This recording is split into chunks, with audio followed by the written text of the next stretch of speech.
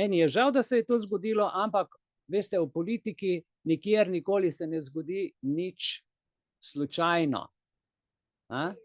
Ja, vse je na ključ. Ja, Viktorija, res je, vse je na ključ. Danes bomo naredili eno analizo in ta analiza domnevno razkriva skrito kontinuiteto oziroma kontinuiteto, nadaljevalno oblast in nadaljevanje sistemskih prevar še od prve in druge svetovne vojne naprej, ki se kot rdeča nit vlečejo od povojne Nemčije preko razpada Jugoslavije in slovenske osamosvojitve, kjer bo nocoj slovenski film, ki si ga bomo pogledali, ki je nastal 2021, pa vse do Evropske unije, če malo spremljate, slišite, kaj se dogaja, kako se kregajo, kako ne pridejo skupaj z idejami, kaj se pravzaprav dogaja, države se oddaljujejo, približujejo, ne morejo se zmeniti, a ne.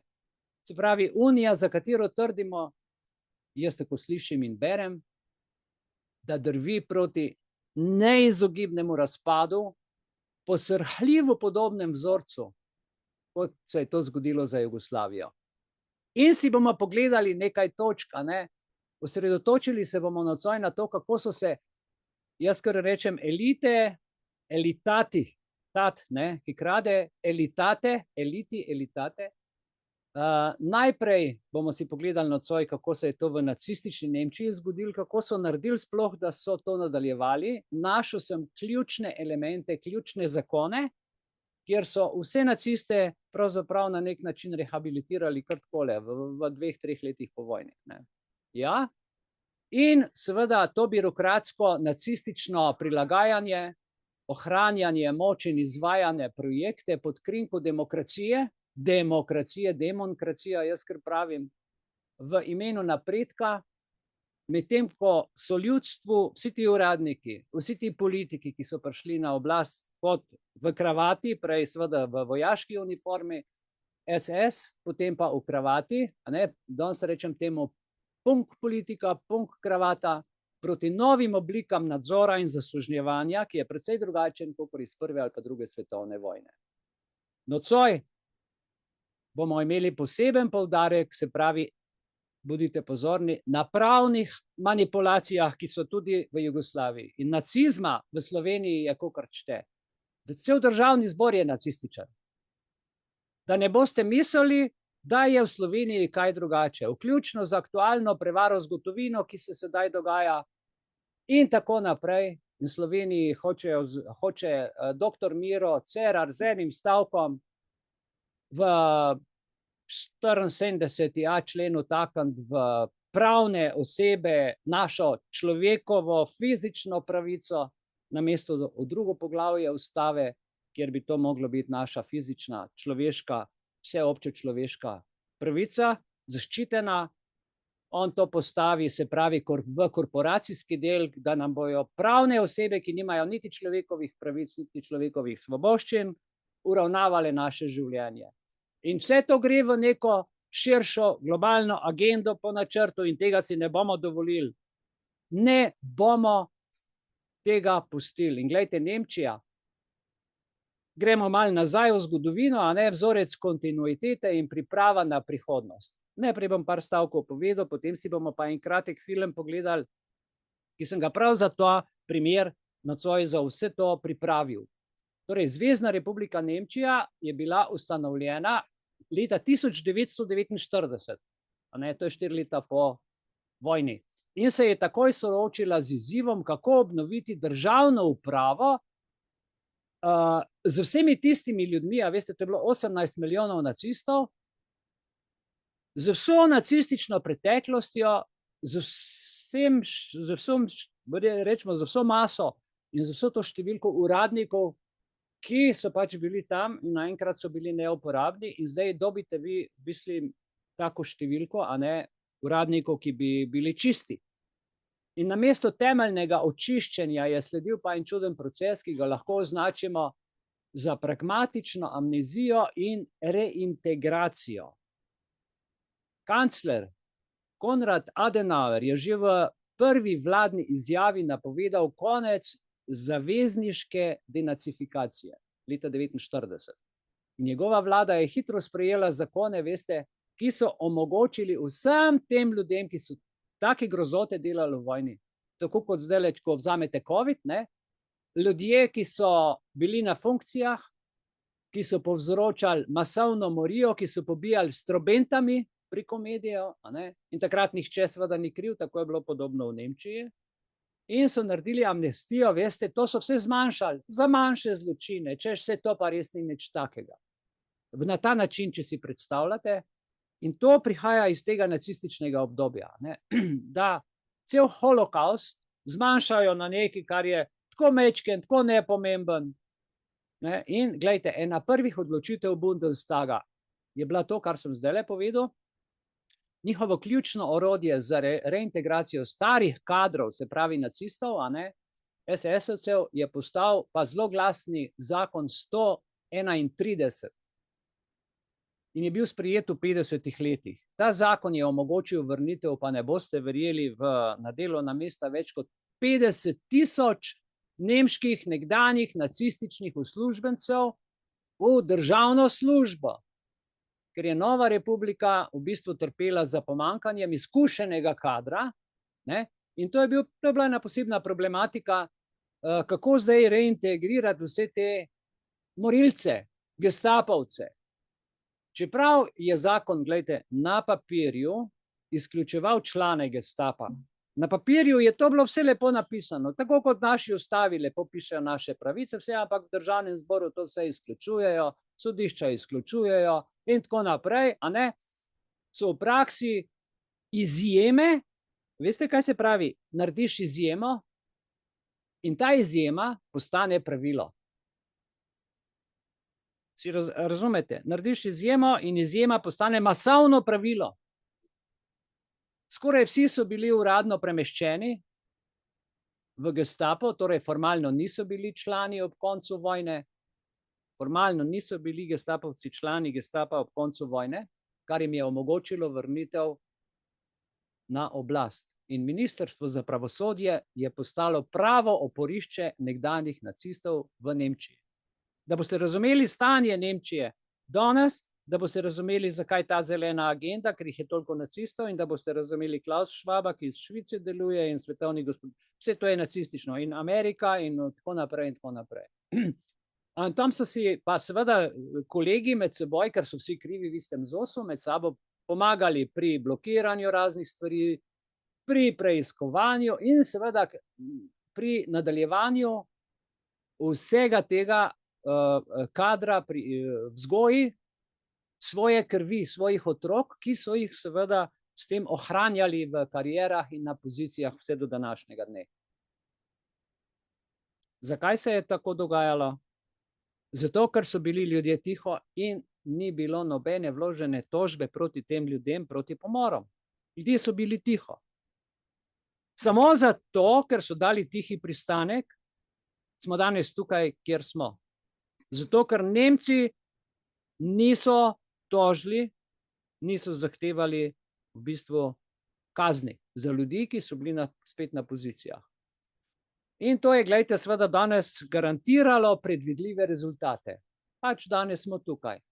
Predvidljivi rezultat pa je bil, ti ljudje niso nikoli dobili nobenih sankcij. Če pa človek dela, kar želi, kar hoče in ne dobi sankcij, mu pa malo perje zraste. A veste? Ne? In vladna strategija je vključevala takrat zakonito prikrivanje preteklosti. Uzakonili so prikrivanje preteklosti.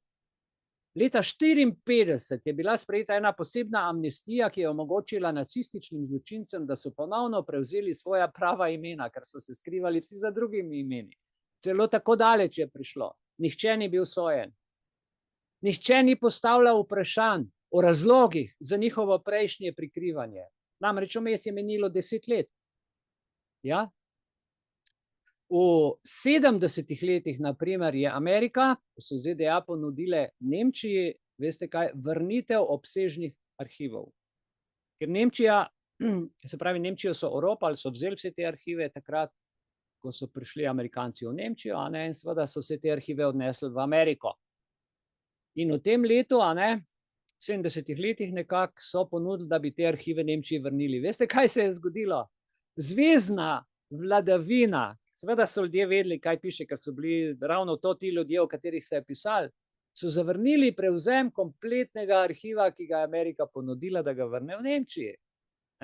Ker interni dokumenti, ki jih je Amerika imela, kažejo, da so se bali reakcije javnosti. Da bi se ljudje pa zbudili, ker niso bili več toliko traumatizirani od časa vojne. Je le minil določen čas. In še več, gledajte, vlada je zavajala tudi Bundestag, javno je zahtevala arhive, v zasebnih pogovorih pa prosila ZDA naj jih obdržijo. To se pravi, po televiziji so rekli, hočemo naše arhive, prosimo vas, pošljite nam vaše arhive in vse to, ampak pri zadnjih vratih, tako kot mi rečemo, so se pa zmenili, da pa Amerika tega ne bo dala. Nekaj bo prišlo vmes in pač do tega ne bo prišlo. In tako so prevarali javnost. In zaključek nemškega poglavja. Do konca 70 let, dragi vsi, ki nas spremljate, je bilo praktično v vsaki zvezni vladi več kot 26 nekdanjih članov NSDAP, vključno z ministri, celo predsedniki, naprimer Karl Carstens. In sistem je vsem tem nacistom omogočil, da so nacistični zločinci nekaznovano nadaljevali kariere, medtem ko je država zavestno zatirala spomin na njihovo preteklost. Seveda, sami so si pisali zakone, sami so bili uradniki, imeli so to možnost in naredili so to prevaro pred javnostjo. In ta nemška lekcija, ta nemška prevara, kako se totalitarna elita lahko prelevi iz enega pola na drugi pol, hkrati ohranja vpliv, ki je grozen, gestapovski, uničujoč, genociden, lahko manipulira znotraj demokratičnih inštitucij. In temu smo danes priča. A veste, to je javni spomin, to ni nekaj, kar si je Mihael izmislil, to ni nekaj, kar bi marsikdo ne vedel, ampak ljudje so tiho. Ljudje o tem ne govorijo in končno je čas prišel, da bomo s to novo energijo danes, tako kot smo rekli, na novi poti smo.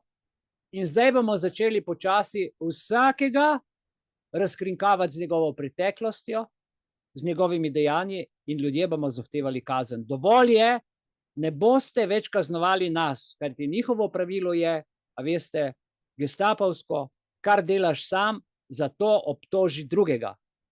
To je njihovo osnovno pravilo.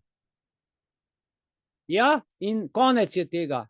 A veste, in ta model, ki sem ga zdaj vam opisal, je uporaben model za kasnejše tranzicije v drugih državah, ki so se to naučile, vključno s tistim modelom iz leta 1991, ko se je v Sloveniji izvajala tranzicija, vendar ne gestapo tranzicija, ampak komunistična tranzicija v demokracijo. Kako je bilo to narejeno, o tem bom povedal več, ampak zdaj bomo si pogledali ta 10-minuten film, potem naredimo pa 10-minutni premor. Naprej, potem vam bo pa cel sistem povedal, kako se to dogaja in kje smo danes. Tako, bomo zdaj na film, moment, samo da ga priključim. Ok, samo moment, ja. Še da delim, da boste videli, ker trenutno gledate mene. Bomo tukaj naredili takole za share. Okay. Se vidi, lahko kdo potrdi, se zdaj vidi slika?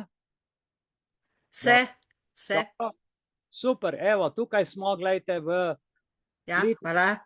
letu 49 in zdaj pa prosim pozorno prisluhnite, kako so to naredili. In po tem vzorcu je potem seveda tudi Jugoslavija, komunisti, ki so bili v Jugoslaviji, so se prelevili v Demos, v Peterlete, v Janše, v vsi ti, ki so danes, vse to je nacizem, ne? Kučan in tako naprej. Vse to so dejstva, to Mihael nikogar ne obtožuje. Ampak to so krasni demokrati. Nam so rekli, Danes so dovoljene sanje, jutri je nov dan. Sporočili so nam, vi kar sanjajte, vi še naprej spite. Ta dan, ki bo jutri, to je pa naše. A veste? In mi se zbujamo, mi nič več ne sanjamo, mi živimo danes življenje in zdaj smo se zbudili, ker so nam to omogočili, hvala lepa. In zdaj si pogledajte, kako je to potekalo. 1949 wird die Bundesrepublik gegründet. Gleich in seiner ersten Regierungserklärung macht Bundeskanzler Adenauer klar, dass er die Entnazifizierung durch die Alliierten beenden wird.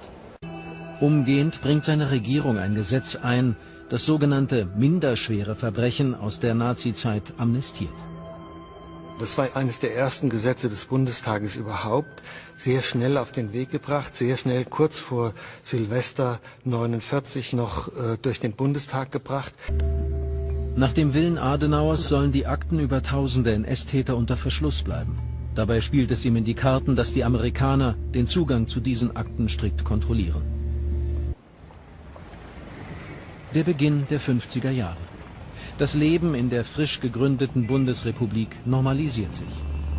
In der Hauptstadt Bonn benötigt man Personal für die zahlreichen neuen Ministerien. Dies stellt die Regierung vor ein Problem. Sie will auf jene erfahrenen Beamten zurückgreifen, die 1945 wegen ihrer Kollaboration mit den Nazis von den Alliierten aus ihren Ämtern entfernt wurden. Wie aber kann man die Rückkehr teilweise hochbelasteter Beamter in den öffentlichen Dienst arrangieren, ohne dass die Alliierten daran Anstoß nehmen? Wie kann man sogar ehemalige Gestapo-Beamte wieder einstellen? Die Lösung liefert das sogenannte 131er Gesetz. Da geht es nämlich darum, dass gesagt wird, Gestapo-Beamte sind davon zunächst ausgeschlossen. Es sei denn, sie sind von Amts wegen zur Gestapo beordert worden. Der Trick dahinter: fast jeder Gestapo-Beamte wurde von Amts wegen zur Gestapo versetzt. Was klingt wie eine Ausnahme, war in Wirklichkeit der Normalfall. Allein durch diese Regelung strömen mehr als 50.000 NS-Beamte zurück in den Staatsdienst der jungen Bundesrepublik. Das 131er Gesetz ermöglicht auch die Übernahme ehemaliger NS-Juristen in das Bundesjustizministerium. Es sind alte Seilschaften, die hierbei helfen. Man kannte sich beispielsweise über die Mitarbeit im Reichsjustizministerium. Also da kann man eine gewisse Gruppe an Personen ausmachen, die dann später im Bundesjustizministerium auch wieder auftauchen. Man kannte sich in der Zunft und man hat sich geholfen. Rasch entwickelt sich das Justizministerium zu einer Hochburg ehemaliger Nazis. Die NS-Juristen tun alles, um ihre Karrieren fortzusetzen. Wenn Vorwürfe laut werden, einzelne Mitarbeiter hätten im Dritten Reich an verbrecherischen Gesetzen mitgewirkt, ordnet das Ministerium pflichtgemäß Überprüfungen an. Dabei aber macht man den Bock zum Gärtner. Dort wurden dann in der Regel halt auch ehemalige Parteigenossen mit der Begutachtung dieses Verhaltens aufgefordert, sodass das Ergebnis von vornherein eigentlich klar war, dass das Verhalten zwischen 33 und 45 aus rechtlicher Sicht nicht zu beanstanden war. Das ist das gängige Ergebnis. Und bislang haben wir keinen einzigen Fall gefunden, in dem tatsächlich irgendwelche Maßnahmen ergriffen wurden gegen Mitarbeiter des Bundesjustizministeriums. Zu dieser Zeit lebt der ehemalige SS-Obersturmbannführer Friedrich Engel nach wie vor in Hamburg mit bürgerlicher Fassade. Immer noch trägt er seinen Tarnnamen und lebt ständig in der Gefahr, entdeckt zu werden. Damit ergeht es Engel wie tausenden anderen NS-Verbrechern auch, die unerkannt in Deutschland leben. Doch sie werden weder gesucht noch verfolgt, sondern im Jahr 1954 durch ein eigenes Gesetz amnestiert. Ohne dass dies eine Strafverfolgung nach sich zieht, bietet das Gesetz untergetauchten NS-Verbrechern die Möglichkeit, wieder ihren richtigen Namen anzunehmen. Noch erstaunlicher ist, dass niemand nachfragt, warum sie in der Illegalität gelebt haben. Berlin. Auf einer internationalen Pressekonferenz des Ausschusses für Deutsche Einheit wies Professor Albert Norden nach, dass 600 Nazi-Juristen im Dienste Adenauers stehen. Die DDR legt Dokumente vor, die die Nazi-Vergangenheit zahlreicher Juristen des Westens eindeutig belegen. Man gibt ein sogenanntes Braunbuch heraus, das die NS-belasteten Richter des Westens brandmarkt und eine unmissverständliche Sprache spricht. Hitlers Justiz ist jetzt auch Adenauers Justiz. Und Mit diesen drastischen Parolen wurde agitiert. Es wurden die Vergangenheiten dokumentiert dieser Leute. Dazu kam auch noch, dass man die Personalakten der Reichsjustiz in Ostberlin hatte. Die DDR geht noch einen Schritt weiter. Sie bietet bundesdeutschen Behörden an, Akten über Todesurteile des NS-Regimes offenzulegen, um belastete Richter zu enttarnen. Die DDR hat ab Ende der 1950er Jahre Staatsanwälte zu Staatsanwaltschaften im gesamten Bundesgebiet geschickt, mit Akten im Gepäck, die den Staatsanwaltschaften angeboten hat, wir haben hier Akten, die bestimmte Personen bei euch belasten, wollt ihr die haben? Nein, danke, wollen wir nicht, haut ab. Die Staatsanwälte, die am Kriminalgericht Moabit den Prozess gegen das Reichssicherheitshauptamt vorbereiten, beschränken ihre Suche auf die Verantwortlichen für den Holocaust. Immerhin, gegen 300 Schreibtischtäter wird tatsächlich ein Verfahren eingeleitet. Es wäre ein Prozess geworden, der an Größe und Umfang den Auschwitz-Prozess weit in den Schatten gestellt hätte. Das Material war alles beisammen, das war anklagereif und hätte natürlich die Öffentlichkeit ganz anders noch aufgewühlt als der Auschwitz-Prozess, weil es die ganzen Strukturen des Dritten Reichs auch offengelegt hätte. Im Bundesjustizministerium ist man alarmiert. Zu einem Prozess gegen Schreibtischtäter soll es auf keinen Fall kommen. Schließlich sitzen Schreibtischtäter auch im Justizministerium. Gerade noch rechtzeitig wird ein harmlos klingendes Gesetz durch den Bundestag gepeitscht, bei dem es schwer fällt zu verstehen, worum es eigentlich geht. Fehlen besondere persönliche Eigenschaften, Verhältnisse oder Umstände, welche die Strafbarkeit des Täters begründen beim Teilnehmer, so ist dessen Strafe nach den Vorschriften über die Bestrafung des Versuchs zu mildern. Hinter diesem komplizierten Text verbirgt sich ein Trick. NS-Verbrecher können so nicht mehr wegen Beihilfe zum Mord, sondern nur noch wegen Beihilfe zum Totschlag angeklagt werden. Die aber ist für NS-Taten bereits verjährt. So führt dieses harmlos klingende Gesetz zur Straffreiheit für Tausende von NS-Verbrechern. In den 70er Jahren sinkt die Zahl der Verfahren wegen NS-Verbrechen in Deutschland weiter. Viele Deutsche sind erleichtert. Das Vergangenheitsproblem scheint gelöst. Da stören die USA den Frieden. Sie bieten an, jene Akten zurückzugeben, die sie bei Kriegsende über das NS-Regime gesammelt haben. Die Bundesregierung lehnt jedoch ab. Die Deutschen wussten, solange diese Akten in der Hand der Amerikaner sind, kommt niemand ran und holt den braunen Schmutz raus. Sobald wir sie in Deutschland haben, wird der Druck durch die Öffentlichkeit, die Medien, die Opposition so groß, dass wir das Archiv öffnen müssen. Dass Deutschland die Akten nicht haben will, weckt Misstrauen im Ausland. Die BBC befragt den amerikanischen Direktor des Berlin Document Center, in dem die NS-Akten liegen. Viele ehemalige Mitglieder der SS und der NSDAP sind noch am Leben. Auch wenn ich nicht genau weiß, wer, aber mit Sicherheit könnte man ihren Namen mit den damaligen Taten in Verbindung bringen. Das aber wäre dann wohl peinlich für Sie und die deutsche Regierung. Und Sie sind immer noch am Leben? Offensichtlich. Es geht um 13 Millionen Menschen. Seit 1945 sind die ja nicht alle gestorben.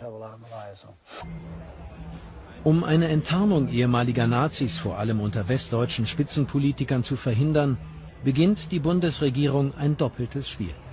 Ich habe in Washington Akten gefunden und dort heißt es ganz klar, wir werden öffentlich von euch fordern, die Bundesregierung, dass die Akten sofort zurückgegeben werden. Wir erwarten allerdings unter der Hand von euch, dass ihr das ablehnt. Und mit diesem Bescheid können wir uns rausreden. Das heißt, die Bundesregierung hat das deutsche Parlament belogen. Washington spielt das doppelte Spiel mit. So erfährt die deutsche Öffentlichkeit jahrelang nicht, wie viele führende Politiker ehemals Mitglieder der NSDAP waren. Vom Kabinett Konrad Adenauer bis zum Kabinett Helmut Kohls saßen in jeder deutschen Bundesregierung ehemalige NSDAP-Mitglieder am Kabinettstisch. Insgesamt sind es 26 Bundesminister und 2 Bundespräsidenten, die Mitglied der NSDAP waren. Unter ihnen Hans-Dietrich Genscher, Friedrich Zimmermann, Karl Carstens, Horst Ehmke, Richard Stücklen und Walter Scheel.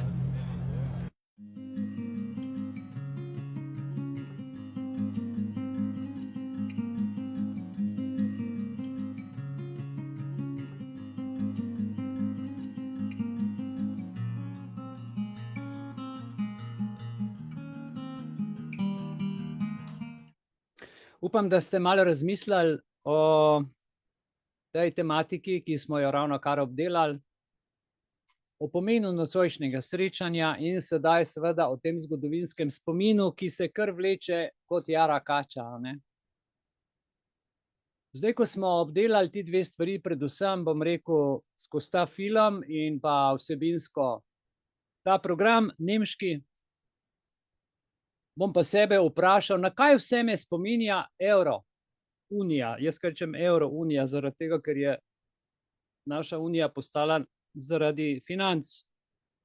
Ne zaradi državljanstva, ne zaradi dobrobiti ljudi, ampak zaradi biznisa. In se ta biznis zdaj jasno kaže, biznis cepivi, biznis testi, biznis s financami in biznis koncev z nami, ker smo mi tukaj kot ene QR kode, ki bodo na nas pritisnili in bo iz žepa in z našega bančnega računa šlo naprej. Ne samo to, da nam vzamejo bruto neto, ampak si prilaščajo tudi ves zaslužek, ki je tvoj, ki ga dobiš na bančni račun in ki ga zaslužiš, še to hočejo, ni jim dovolj. Veste, in Evropa je po moje, jaz rečem danes, Evropo imenujem kot, no, če takole vzamemo, kot urad za odobritev svetih tekočin. Ne? Če vzamemo EMO in tako naprej, urad za odobritev svetih tekočin. Razmišljam, veste, primerjam. Ne morem se jaz osebno znebiti občutka, da sem že enkrat, ne vem, gledal ta film, ki se je dogajal in odvijal nam pred očmi. Ne? Ampak ne iz kina, ne iz televizije, ne iz kriminalke. Jaz sem bil v tem COVID času aktiven udeleženec, tako kot ti in vsak izmed nas. To je bil in še vedno je, seveda, globalni eksperiment. Seveda, na začetku so bila cepiva, zdaj pa je to cepivo zakon, zdaj bo to cepivo finance, potem bo cepivo hrana, potem geoinženiring in pač tako, ne? A veste,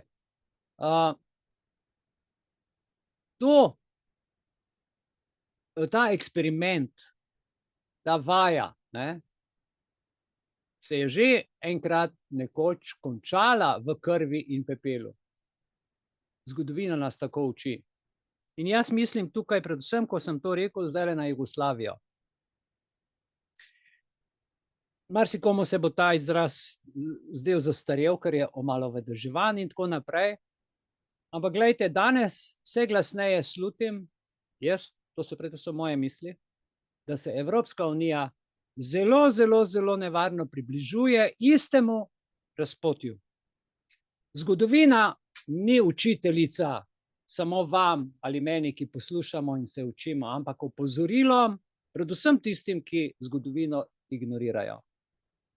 In spomnim se, kako je ameriški predsednik, veste, George Bush, uvedel zakon o podpori demokracije. To je Democracy Promotion Act iz leta 1975, mislim, da je bil. Imel je pa plemeniti cilj z omejitvijo podpirati demokracijo, ampak demokracijo samo znotraj nacionalnih skupnosti. In če se spomnite, koliko nacionalnih skupnosti je imela Jugoslavija? 9, ne? 7 uradno, pa 2 zraven. To se pravi, da je podpiral ne kot Jugoslavijo, ampak če bi se znotraj nacionalizma, znotraj Bosne, znotraj Hrvaške, znotraj Slovenije krepil nacionalizem, bi to Amerika plačevala. In zdaj hitro se najdejo ljudje, ki hočejo pa denar, ne? To so predvsem politiki prodane duše. In gledajte, najprej, veste, zakaj so to naredili? Da bi delovalo kot zaščita pred ekspanzijo totalitarnih režimov. To se pravi, če so krepili demokracijo, je bilo najprej mišljeno seveda dobro, da če se krepi nacionalizem, potem ne more tako hitro priti do totalitarnega režima. Ampak v praksi, gledajte, kaj se je pa v praksi zgodilo, je pa to pomenilo neko pasivno ukrepanje, ko so se začeli kazati znaki razpada več nacionalnih držav. Vsaka je padala vase. So se začele oddaljevati zaradi nacionalizma. In tukaj vidimo Jugoslavijo. kot vzorec, potem bomo šli naprej. Ampak menim, da je prav ta, če rečem v navednicah, notranja omejitev, se pravi demokracija da, ampak le, če si že del neke nacionalne skupnosti, in to je omogočilo razpad, ker ni bilo zunanje zavorne sile za to. In podobno danes vidim, gledajte, v Evropski uniji. Evropska unija ima tudi članice, vsaka ima svojo nacionalno, svojo ustavo, svoje države in tako naprej, seveda v večjem obsegu. In Bruselj postaja, bom rekel, neka administrativna Beograd trdnjava, ki pa ne zna ali ne upa posegati v notranje napetosti med države članice, seveda dokler ni že prepozno. Posebej poudarjam to migracijsko politiko Evropske unije, ki pa jasno, da ne gradi držav, ampak jih razgraja. Zdaj, če pogledate Nemčijo, hočejo čisto razgraditi. Ampak še jaz to ne govorim iz predsodkov. Vidim, občutim, slišim, berem, to govorim iz treznega razuma. Masovne migracije, predvsem iz tretjih držav, povzročajo erozijo kulturne identitete, še malo pa bomo v Sloveniji uvedli, ne vem, albanski, srbski, hrvaški jezik, kar pa ni le kulturni in družbeni izziv, je, bom rekel, pravna bomba. To je, hude stvari se dogajajo. Bomo prišli v bolnico, boš mogel, ne vem, zraven slovar nesti. Ali pa na upravno enoto.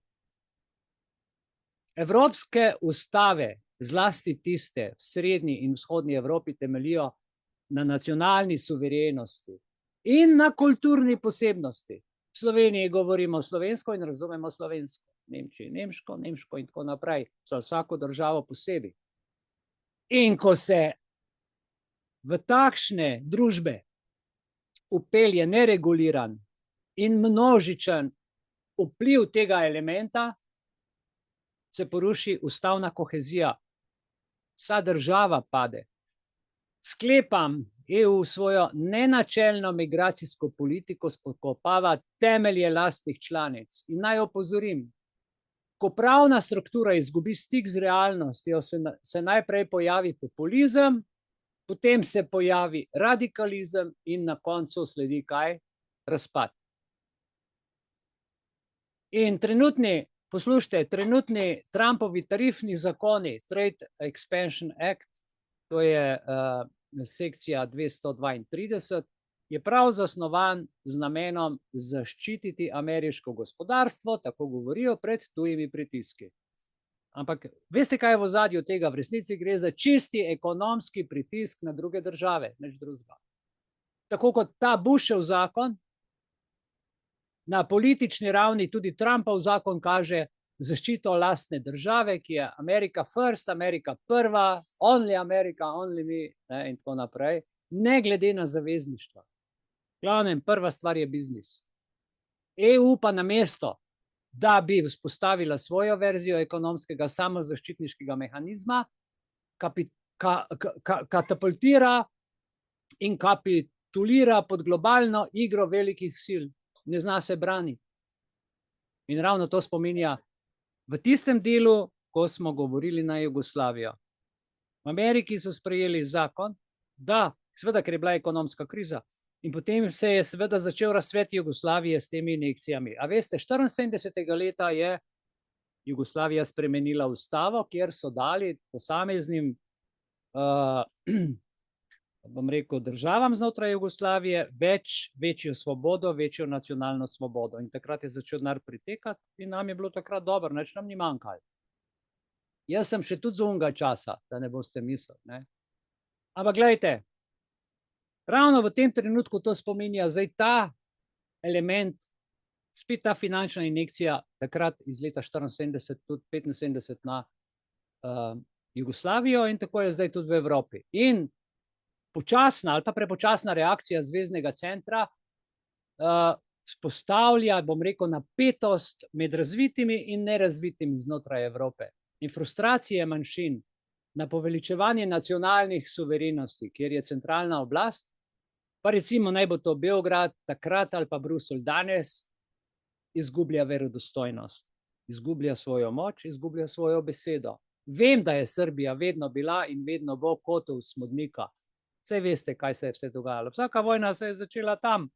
Prva, druga in še marsikaj.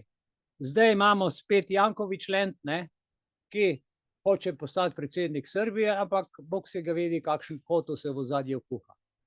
Pa ne samo geografsko, temveč zgodovinsko in duhovno, če gledamo. Srbski narod ima v sebi kodo upora, pogosto tudi brez kalkulacije posledic. Ne skalkulirajo posledic, kaj se bo zgodilo, če je to, potem tisto in tisto naprej. Ne, oni sam grejo in rušijo. Glejte, zato ne podcenjujemo vprašanja, ali bo Zoran Janković kot simbol političnega povezovanja z regijo ta kotel pogasil ali prežgal. Ne vem, kaj se bo zgodilo. Ker če se bo začela iskra v Srbiji, zapomnite si, kaj vam nocoj govorim, bo ta plamen hitro prešel meje in v času, ko je Evropska unija politično šibka, gospodarsko neenotna in kulturno razslojena, raztrgana, bi že majhen incident, seveda, kje se to začne v Srbiji, lahko imel domino učinek. Skoraj sem prepričan, samo moment.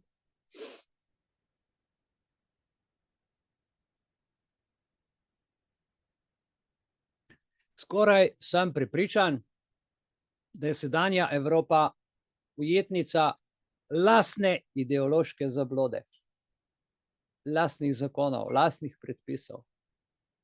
Gradili smo Evropo narodov. A jo danes vodijo ljudje, ki narod zaničujejo, Evropo zaničujejo, nacionalne programe zaničujejo. Gradili smo Evropsko unijo, danes več plačujemo, kot prejemamo.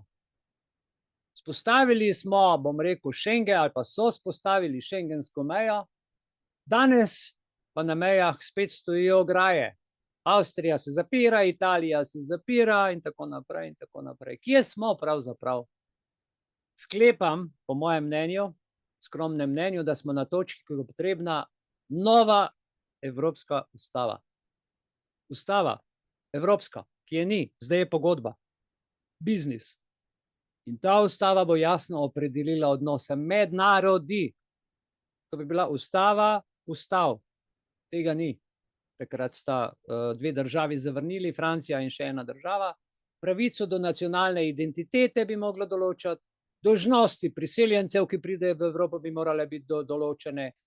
Moralo bi biti pravzaprav neodtujljiva pravica držav članic do samoodločbe, da imamo pravico Slovenci neki stvari reči ne, če pa v drugi državi rečejo ja, pa naj bo tam ja, tukaj pa nas bo pa ne. In ustava bi morala to krovna ustava določati. In je ni. Pogodba tega ne more narediti, ker je biznis. In zato ljudje nimamo pravic, zato smo vsak dan bolj revni. In če tega ne bomo storili, dragi moji, bo Evropska unija doživela isto usodo kot Jugoslavija. Jugoslavija je sicer imela ustavo, ampak so potem to spremenili v večje nacionalne stvari, večjo nacionalno svobodo po tolikih letih, prav zaradi financ, ker je Amerika rekla, samo pod tem pogojem damo denar. In spet je denar imel glavno vlogo in to je rušilno delovalo. In analitiki bodo govorili, recimo, ko se bo to zgodilo, če se bo zgodilo v Evropi, o nepričakovanem razpadu. O nepričakovanem razpadu je česa. Jaz pa vam povem zdaj vnaprej, vam povem, to ni nepričakovano. To je neizogibno v takem pogoju.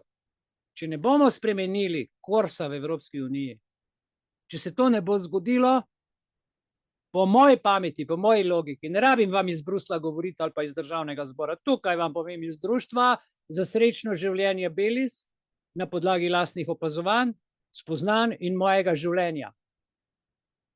Nadaljujem z besedami, ki ne bodo všeč vsakemu, ampak verjamem, da jih bojo brali vsi. Menim, da se Evropska unija počasi, a zanesljivo bliža trenutku resnice. In ne gre za še eno tehnokratsko sporočilo iz Bruslja, kot sem vam povedal. Tukaj Mihajl govori, ne gre za uradnike, ki niso bili nikoli demokratično izvoljeni. odločajo o tem, koliko vode lahko spijem, kakšna mora biti ukrivljena z banane, ali koliko migrantov mora moja država Slovenija sprejeti, če želimo ohraniti Kučanovo EU solidarnost. Mislim, da ne gre več za vprašanje ali, temveč kdaj in kako brutalno se bo vse skupaj razkrojilo. Vem, da so nekateri posmehljivi. Ko potegnem, posmehljivi zaradi tega, ker ko potegnem sporednico med razpadom Jugoslavije in morebitnim razpadom EU, reče, bla, bla. Ne. Jaz razmišljam drugače. Spominjam se Bushove doktrine, ki sem jo nocoj že omenil, tistega cinizma v ovčji obleki, ko je Amerika oznanila, da bo podpirala demokracijo. Toda samo znotraj nacionalnih skupnosti. Če se krepi Jugoslavija, denarja ne bo. Če se krepijo posamezne države, posamezne demokracije, bo pa denarja kakor šte. Če ste narod, ki se vidi kot enoten subjekt, so napisali v zakon, ki je viden in vam ga bom povedal. Bomo podprli vašo pravico do samoodločbe, so rekli. Ko rečejo podprli, pomeni bogato plačali. Nič vam ne bo manjkalo. Seveda so nas zakreditirali, kje smo danes. Seveda, če ste nam politično in ekonomsko koristni v tem smislu. Tako so se razdelile, gledajte, na istem principu Čečenija svoj čas, Jugoslavija razpadla, po istem principu so naredili z Irakom, z Libijo in ne bom več našteval. Kaj vse se da narediti, če imaš medije, če imaš obljube, zakon, tank in deklaracijo o človekovih pravicah. To je še najboljša. In če imaš, tako kot takrat v Sloveniji, podkopljive politike, ki so to še danes, a ne? Če imaš načrt in finančno podporo Amerike, zato imajo vsi vile, zato imajo vsi, kar imajo, ne? Da, seveda. Plebiscit je potem take mala malica. Pa boste videli danes plebiscit, iskrena čustva ljudi, tako kot so se šli iskreno cepiti. Iskreni govori medijev, tako kot so iskreno priporočali cepiva. Se pravi, ko boste gledali nocoj film, imejte v mislih COVID, kako so nam sporočali in kako so nas pripravljali, da so ljudje v vrstah stali. Tako so ljudje šli tudi na plebiscit. Med streljanjem, med vojno so se pelali. Ni jih bilo strah, so rekli. Slovenija, zmaga, samostojnost. Vse to je bilo pripravljeno s tem zakonom, v ozadju pa denar. Ljudem je bil prodan občutek nujne osamosvojitve, se pravi nam, meni, tebi, ki smo to doživeli, ki smo, bom rekel, 40 plus, a ne, stari. Prodani so bili takratni osamosvojitelji in so še danes, ko lahko z gotovostjo rečemo, da prve samostojne, pa rečemo to, demokratične volitve v Sloveniji pripadajo, ne bo všeč, kar bom rekel, največji prevari v zgodovini Slovenije. Fama in vpliv takratnih medijev je osamosvojitev predvajala na TV, kot je bilo v času COVID, kot sem prej rekel, pandemije. Enako je šlo za življenje ali smrt, kot virus, kot smrtonosni virus so prodajali demokracijo. Nastala je panika in strah, svoboda ali suženjstvo, vojna ali mir. Popolna psihoza. Vsi so stali v vrsti, da bi vrgli skrinjico noter. Vse veste, da je bilo 90+%. Tega še nismo doživeli. 5 let so nas pripravljali. Pero Lošin je pel 8. dan, Bog je ustvaril 8. dan rok. Kdaj je bil plebiscit? 8. aprila. 5 let prej je pesem izvajal 888. Bog ustvaril rok. Ne? Gremo iz Jugoslavije, ne bomo več v 7. dnevu, mi gremo svoj life v 8. life. V 8 številko. Vsi so stali v vrsti, komaj čakali svojo dozo odrešenja, sreče in svobode, do prve gostilne ali dovoljenja do potovanja z digitalnim potrdilom, kjer smo danes. Vse to je dolgoročni plan in to je ta demokracija, ki so nam jo prodali. To je ta svoboda, za katero se moramo danes boriti. To je ta sreča slovenskega naroda ob osamosvojitvi. Danes vidim, da se podobna logika uporablja znotraj Evropske unije. Samo da zdaj, dragi moji, demokracijo ščitijo tako, da zatirajo vsako obliko narodne identitete, suverenosti ali pa samo odločbe. Torej, če si Madžar, ne, in si upaš misliti po svoje, te kaznujejo. Če si Poljska in se želiš zoperstaviti LGBT ideologiji ali islamizaciji, si neevropski. Če si Slovenija in imaš politiko, ki ščiti lasten narod, si fašist, genocidnik, upornik, teoretik zarote in izobčen iz družbe. Sklepam, da so migracije strateško sredstvo razgradnje narodnih identitet po celotni Evropi. V Evropi ni več pomembno, kdo si, odkot prihajaš, ni več pomembno, kakšna je tvoja zgodovina, pomembno je to, da se ne upiraš. Da molčiš, da si tiho, da plačuješ davke, da se cepiš, da ubogaš birokrate, da nosiš zastavo z zvezdicami in verjameš, da bo nemška fašistična industrija, takšna kot je danes, rešila planet pred podnebnimi spremembami. Ko pa ugasne plin in pride zima, je problem v tebi, dragi Evropejec, ker pač nisi prilagojen. No, in sedaj, enako kot Bushov, tudi Trumpov ta tarifnik, ekonomsko orodje sili države, da se uklonijo interesom ZDA, podobno danes v EU uvajajo zeleno prehodno ekonomijo, ki ni nič drugega kot mehanizem ekonomskega pritiska nad lastnimi članicami. Če ne igraš po pravilih, iz Bruslja ali Frankfurta te trg kaznuje. Kdo pa si upa izstopiti? O, čakaj, kdo? Velika Britanija, ampak zdaj imamo tak ZDA 2.0. Zdaj je drugače. Aha, Ursula von der Leyen, Michel Legrande, elite, ki se oblačijo kot varuške, a vodijo kot generali z umazano čisto vestjo, ki plava 2000 milj pod morjem. Poudarjam, to ni več Unija narodov, temveč birokratski Frankenstein, ki se hrani z lastnimi otroki, z nami.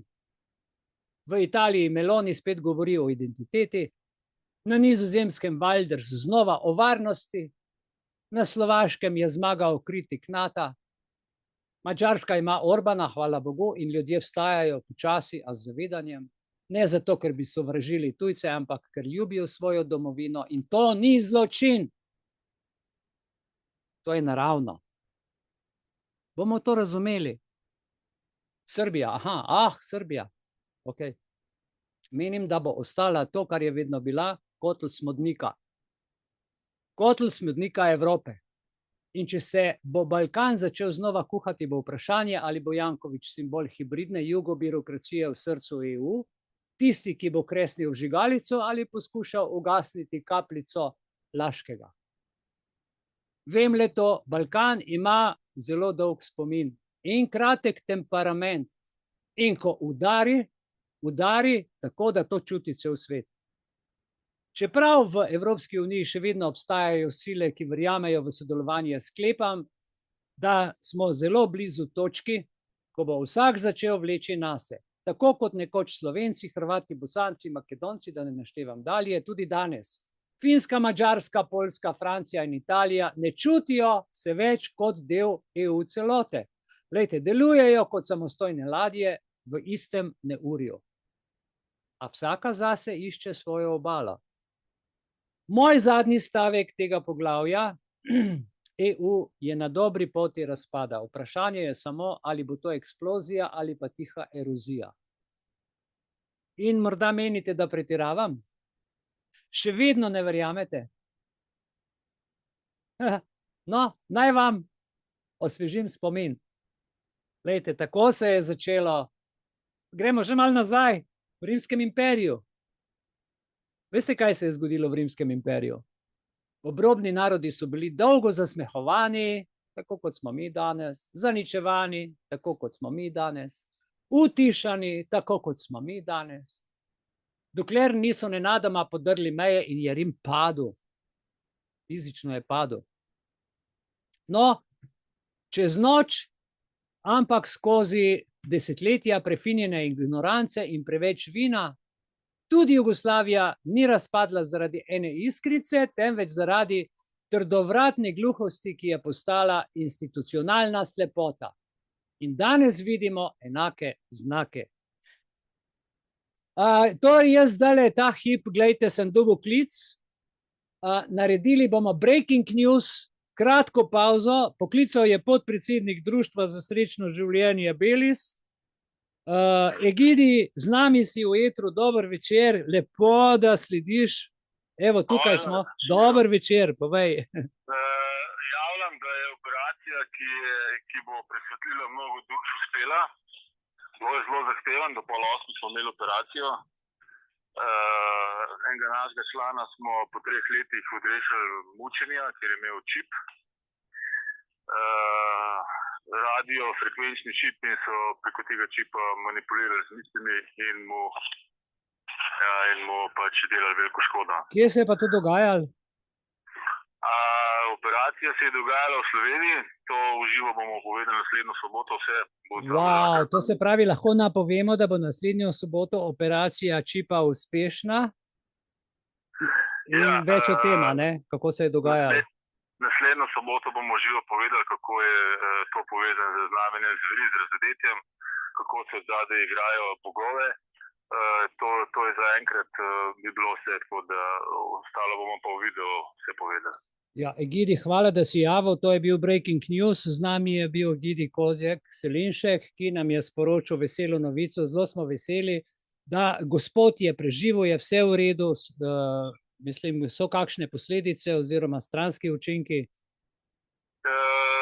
Ja, pač rano smo zašili, bomo vse pokazali, kako je to potekalo, snemali smo celo operacijo. Bilo je kar živčno, že sama pripravljena operacija bila, se je videlo, da se sabotaža zadaj delajo, doktorje so nam hoteli na cesti izradirati, včeraj so ga zastrupili s pijačo. Temu pacientu so očeta z magijo spravili 7 reber, zlomili, tako da je bilo v bistvu noro. Očitno se država pripravlja na vojno, Trojane so zaprte, tam so vojaška skladišča in ko bo vojna zbruhnila, na čipe imajo pripravljene in te čipe hoče dati vsem ljudem. Zanimive informacije, hvala Egidi za enkrat. Bolj ne bi mogla operacija spet, kako je bil pa tudi Bog zraven, drugače bi to bilo precej čuden. Super. V soboto pripravite poročilo, bomo tukaj rezervirali v društvu, bomo rezervirali termin in čas, tako da dobrodošli in že naprej napovemo, da bo podpredsednik predstavil to zadevo, ki se je odvijala danes. Veseli smo, da je šlo vse dobro skozi. Hvala Egidi, da si se javil, da si tako vesten in da smo na tekočem, kar se dogaja. Hvala lepa in lep večer. Lep večer, živijo, blagoslov. Hvala lepa, blagoslov, vračamo nazaj. Srečno. Poglejte, kaj vse se dogaja. Hvala Egidiju, da je, mislim, res gre za eno drugo stvar, ampak hkrati gre pa za isto stvar, o čem govorimo. Ker takrat, ko zmaj umira, maha na vse možne pritege z vsemi močnimi stvarmi. Glejte, tudi v tem primeru, ki jo je zdaj Egidi povedal in o tem, čemer jaz govorim, gre za birokratsko nadutost, gre za cenzuro misli, gre za politično korektnost kot sodbo, včasih smo temu rekli, kako inkvizicija, in na videz neskončni tok reform, ki uničujejo vse, kar je naravno in človeku domače. Vero, narod, zemljo, družino, čast in tako naprej. Vsi vemo, več ko je zakonov, večji je teror. Manj ko se zakoni razumejo, več ko je predpisov, težje je živeti. In to se v Bruslju zdaj dogaja in to občutimo tudi seveda vsi v Evropski uniji. In zdaj gledajte, če mislite, da se to ne bo zgodilo v Evropski uniji, kar smo nocoj malo napovedali, potem ste verjetno isti tisti, ki so v 80-ih letih prisegali, da bo Jugoslavija večna. In so bili užaljeni, če se je karkoli reklo, da bi slučajno se zgodilo, da bi to bilo možno v neki obliki razpasti v majhne države nacionalne, kar se je seveda zgodilo. In gledajte, ta učni spomin, ta lekcija je edino, kar bo ostalo večno in resnično in zapisano, dokazano. In tudi danes, če nekdo reče, da bo Evropska unija ali se bo razjedla, ali se bo pojedla, ali bo razpadla, ali karkoli se bo zgodilo, je marsikdo hud, jezen, saj to ne more do tega priti, ampak jaz rečem, pustimo času čas. Lekcija, kakšna bo, koga bo kaj naučila, pustimo se presenetiti. In še to, tega ne veste, Evropska unija ni država. Evropska unija je vseevropski program. Evropska unija ni država, nima ustave. Evropska unija je program, finančni program, pogodbeni program. Ne verjamete? Ok, lahko nadaljujem in vam povem, EU je kot vrhunska liturgija tehno-duhovniškega reda. Nahajamo se v jedru razodetja in znotraj uradnega birokratskega pekla. To ni država. Vsi poznamo most do popolne svobode. Ja, a ne? V scientologiji gre za duhovno pot, ki vodi od navadnega smrtnika do operativnega tetana, čistega, vsevednega in samozadostnega bitja, ki je popolnoma predan vodstvu, ki uboga brezhibno, ki je kot stroj, pritisneš, naredi, naj se ne vpraša, ne razpravlja, je zvest, ko pes v kotu, vedno tiho, kar dobi je hvaležen, vedno gre z gospodarjem in take ljudi Evropa rabi sedaj v zelenem prehodu, v digitalni preobrazbi, s čipi, to, kar je javil naš podpredsednik Egidi. A veste, to je trajnostni razvoj in to bo trajno, taka preobrazba, ampak jaz vam rečem, z moje strani hvala lepa. Čakate smrtnik, če si pripravljen dovolj dolgo čakati v vrstah. Ja? Izpopolnjevati obrazce v 7 jezikih in se odpovedati svobodi, svoji nacionalni identiteti in svojemu mnenju, ne pristajam na to.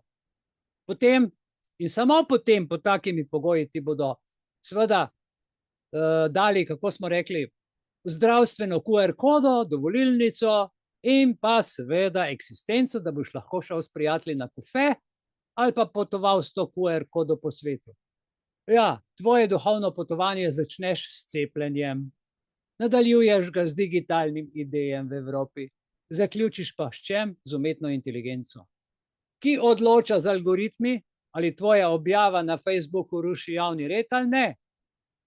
In v vsem tem ritualu ima Evropska unija svoje lastne tehnokratske duhovnike. Predsednica, svečenica Pfizerjevih skrivnosti, ki kar z SMS-i naroča, a ne, svete tekočine za cepljenje, ali pa Emmanuel Macron, ambiciozni duhovni naslednik Napoleona, ki sanja o digitalnem imperiju, ali pa Charles Michel, veliki inkvizitor brez frizure, toda z neskončnim dostopom do pravne akrobatike, ki briše meje in zakone. In gledajte, ob vsem tem, da ne pozabimo duhovnih stebrov Evrope sredi vsega tega. Svetovni gospodarski forum kot Vatikanski arhiv, Evropska centralna banka, ECB kot tempelj darovanja, beri inflacija. EMA kot urad za odobritev svetih tekočin. Frontex kot angelska legija varuhov novega raja brez suverenosti. Diskvalifikacija in likvidacija, veste, sta pojma, ki utemeljujeta novo dogmo sodobne Evropske unije. Tisto, kar je gospod Milan Kučan izrekel kot golo opozorilo, je danes postalo verska dogma. Če nisi z nami, si proti nam. In še več, če si proti, si sovražnik, nazadnjak, teorijski analfabet, ekstremist in ne nazadnje antievropejec. Potem te najprej javno raztrgajo na družbenih omrežjih, potem ti izklopijo bančni račun in na koncu morda res še fizično odstranijo. V imenu, seveda, demokratičnega reda. In glej ga zlomka, prav to je tisti meta nivo scientologije, ki je sveti oltar Evrope. Družba nadzora pod krinko odrešitve. Družba nadzora pod krinko odrešitve. Nisi pa razsvetljen, dokler ne verjameš, da moraš samega sebe odpovedati svojim instinktom, da se moraš odpovedati svoji identiteti, ja, in tudi na koncu vsej svoji svobodi. Torej, nevidno stanje Evropske unije, glejte, nevidno stanje Evropske unije ni religija, ni država, ponavljam, Evropska unija je program, EU je finančna ustanova, EU je finančni eksperiment. To vidimo tudi zdaj ob vpisu v ustavo. Žal je ta eksperiment sicer v različnih govorečih jezikih članic. Če obstaja nevidno stanje, potem je to EU sama. Nevidno stanje, ker ne obstaja. Ni več jasno, kdo vodi to pošast. Niti kdaj, niti zakaj. Odločitve pač prihajajo iz nevidnih sob v Bruslju, iz nevoljenih ljudi, kjer 50 000 uradnikov meditira nad zakonodajo, tako kot v nacistični Nemčiji leta 50, ki ne bo nikoli sprejeta v državnih parlamentih. Dobivamo zakone, ki jih mi ne bomo sprejeli in jih moramo spoštovati. Kam smo prišli? Vsaj zavestno jih ne bomo sprejemali, če nas že po medijih programirajo. Veste kaj? Nevidno stanje, to je ta COVID, nevidno stanje, podaljšani COVID, je stanje, ker ljudje nimamo več volje, ne zaradi lenobe, ampak ker volja ni več potrebna. Tu ni Boga, tu ni Jezusa, tu ni prerokov, je pa algoritem. Je kazalnik uspešnosti, napredka, hitrosti, je ESG rating. In zdaj vas vprašam, kje je upor? V Sloveniji? Ne, v Sloveniji so redki, morda iskreni, morda ponarejeni ljudje, bog si ga vedi. Italija, Poljska so bolj burni, ampak vse je nadzorovano. Kaj pa Madžarska, ironično? Madžarska je bolj katoliška in krščanska kot sam Vatikan. Francija, na robu ponovnega vstajenja. Vse to pa obkroženo z evropskim scientološkim imperijem, kjer je Orwell zgolj začetni učbenik. In preden kdo reče in mi očita, da pretiravam. Le kako naj še razložim, da mora danes poslanec plačati 2000 evrov kazni v Bruslu, če ne uporabi pravilne besedne zveze za spol. To ni več svoboda. To je sveta liturgija nove vere, nove EU zaveze, zaveze vseh ministrov, ki zastopajo svoje države kot članice tega svetega evropskega kulta. Torej, če še vedno ne verjamete zgodovini, si oglejte zdajšnjost, poglejte si realno stanje, poglejte si vaš bančni račun in vam bo vse jasno. Če še vedno iščete odrešitev, poglejte, kdo vas danes največkrat kliče. Banka, farmacija, država, socialna, šola. In morda je čas, da znova odkrijemo svojo dušo. Tisto narodno, suvereno in človeško. Saj veste, kako bi rekli stari Kalvinci. Če te sistem kliče za angela, bodi raje kmet z vilami.